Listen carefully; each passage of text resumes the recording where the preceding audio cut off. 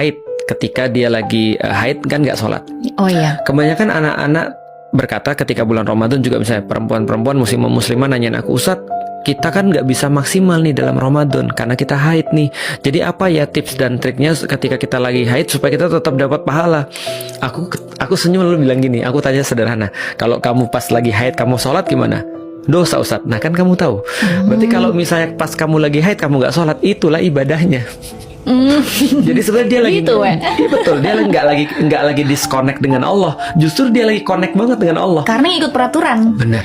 Karena dia dalam kesadaran penuh bahwasanya ini Allah yang minta. Jadi jangan merasa ketika dia lagi haid dia disconnect sama Allah, justru dia lagi dalam ketaatan pada Allah. Itu yang pertama tuh. Nah, jadi kita masuk lagi ke dalam yang berikutnya. Ini agak lebih level up lagi nih pelajarannya nih. Istriku pergi umroh. Oke. Padahal istriku setiap tahun umroh bareng aku. Salah satu hal yang pernah kejadian pada dia yang pernah aku alami adalah dia pernah pergi umroh sampai di sana haid. Sampai pulang. Berarti full. Wah, itu nggak pergi ini ke next masjid. level sih Ustadz ya. Karena coba bayangin Mbak, aku coba bayangin itu istriku, gimana dengan yang lain yang nabung, benar-benar nabung dapat uang segitu yang mungkin nggak setiap tahun dia bisa umroh, lalu sampai sana dia haid dan nggak bisa pergi ke masjid.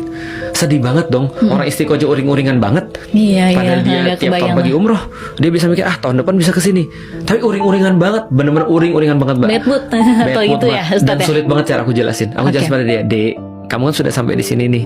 Emang kamu pikir Allah cuma ada di masjid? Enggak. Emang kamu pikir Allah cuma ada di Ka'bah? Enggak. Allah tuh ngelihat kamu.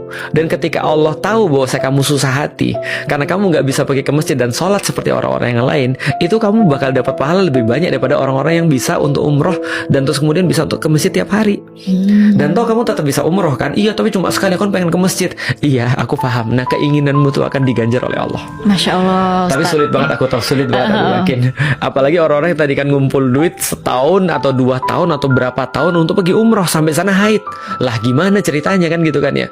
Nah oke, kalau gitu kita balik ke puasa. Berarti Mbak tahu nggak sih pahala terbesar menurutku ya yang Allah bisa berikan kepada seorang perempuan, salah satu pahala terbesar, bukan pahala terbesar ya, salah satu pahala terbesar yang bisa Allah berikan pada perempuan adalah ketika perempuan tuh melakukan sesuatu yang berkaitan dengan keibuannya atau kemampuan atau potensi keibuannya. Contoh, coba lihat ya.